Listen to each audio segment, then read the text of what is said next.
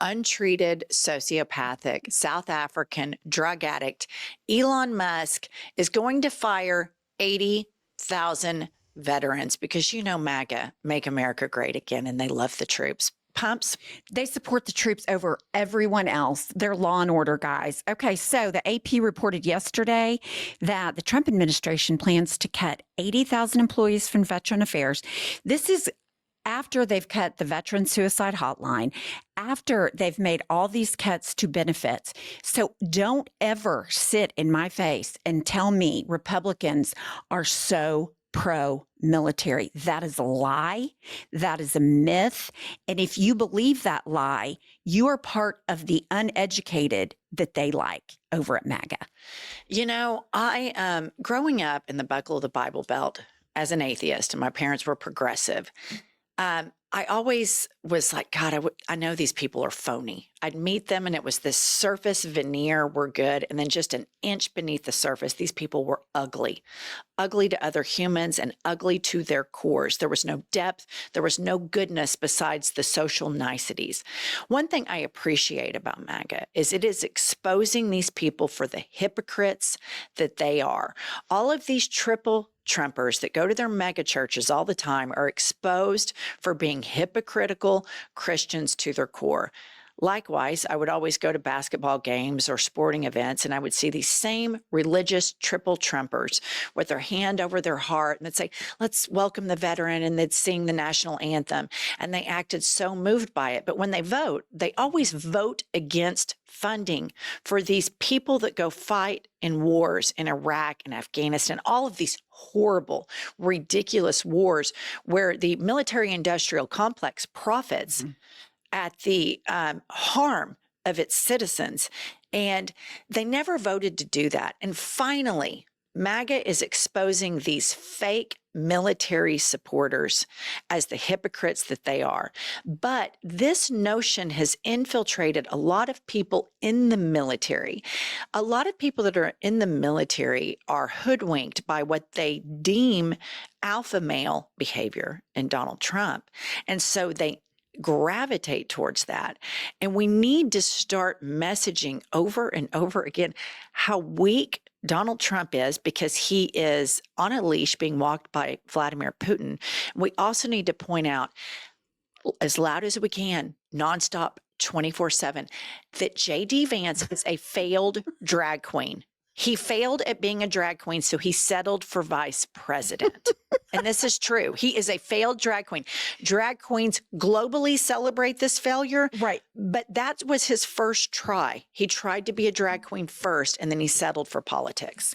Well, drag queens, in our experience, are extremely smart. And I'm just not going to throw J.D. Vance into that category. That's why he's a failed one. On top of doing bad eyeliner. That's why I always say failed.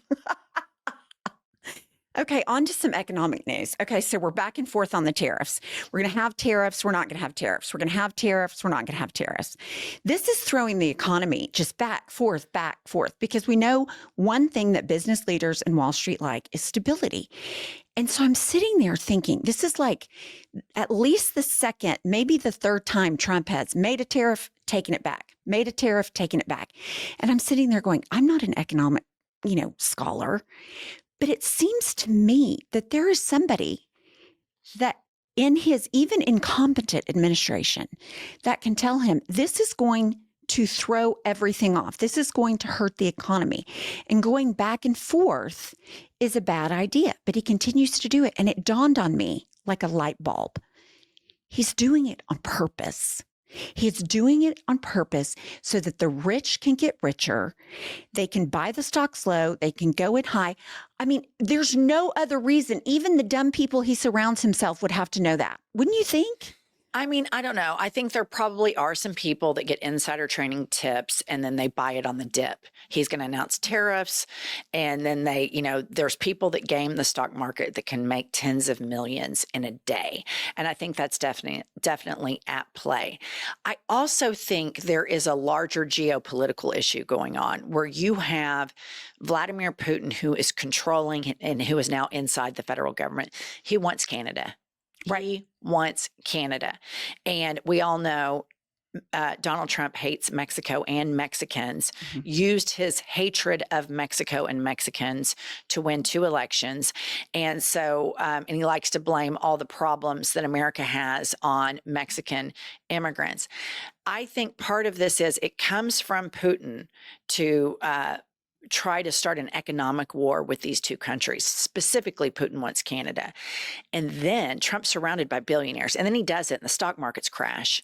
And then they're like, dude, bro, I mean, my stock is failing. Like, this is miserable. So I think he's getting tugged by his billionaire cabinet, also getting tugged by Vladimir Putin, who wants the United States economy to be exactly like Russia's, which is a heaping pile of dog shit in a recession. But I'm not an economist, but I do think there are 2 tug of war issues going on just by studying the news and reading different articles.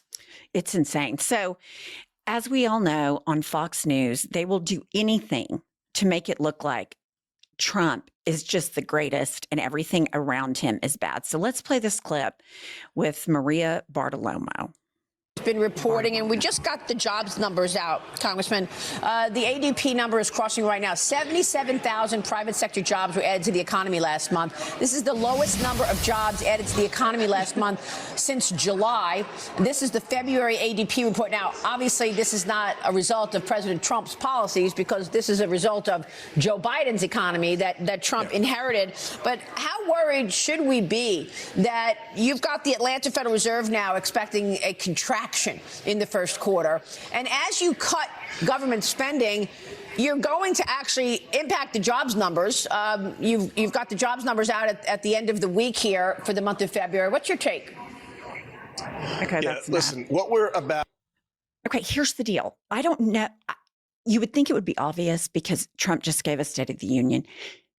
Donald Trump is the president, not Joe Biden. These numbers are a direct result of the policies and the behavior of crazy ass Doge and Donald Trump's policies and this back and forth on tariffs. I get so sick of the lies on Fox News. It is disgusting. Some of this is just politics.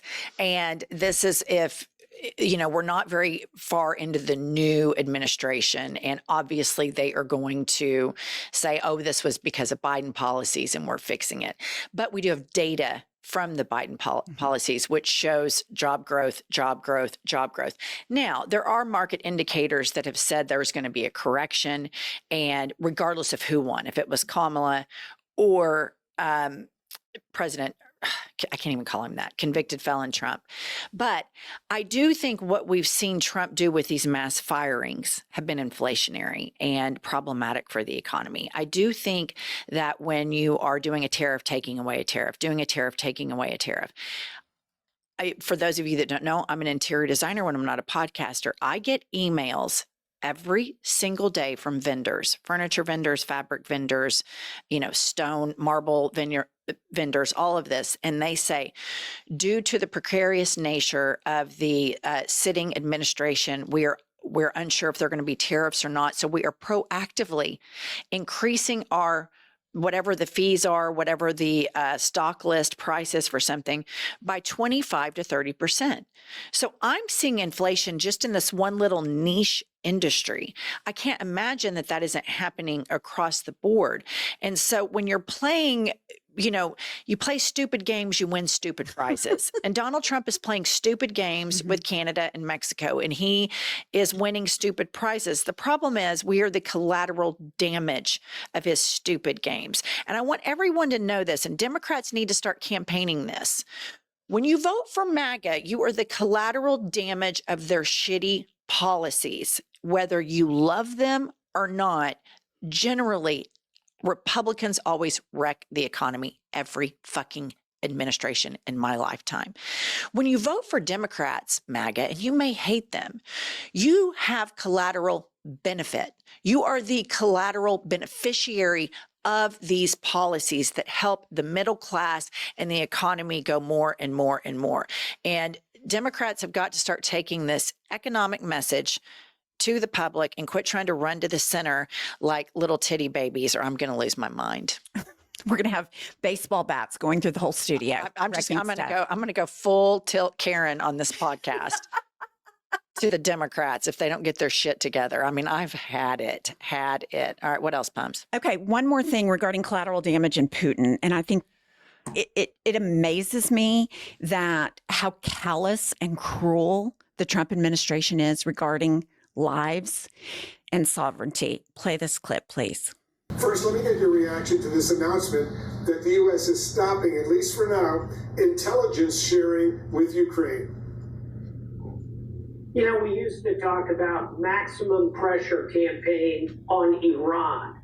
What I'm starting to feel like is we want to put maximum pressure on an ally, a partner, a friend, and that would be Ukraine. So I, for one, do not believe this is going to contribute to getting this deal back together again, but it's certainly of a piece with pausing the arms shipments. So that means the U.S. is not sharing intelligence about civilian attacks, upcoming different attacks on Ukraine, with Ukraine, because they are pro-Putin. They are pro-Russia. Putin's on the inside now. I mean, there are sources that have said Putin is now on the inside. You have Marco Rubio spouting pro-Putin propaganda. You have the vice president face planting in the Oval Office. Donald Trump has been compromised by Vladimir Putin for decades. The president of the United States is a Russian asset. All of this other stuff is exactly what happens underneath that thesis sentence.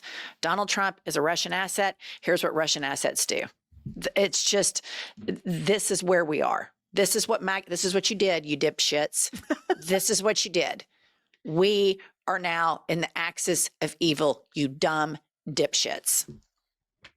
Can't say it any better than that. All right, subscribe to our channel. We're trying to reach 1 million, and we will see you all later.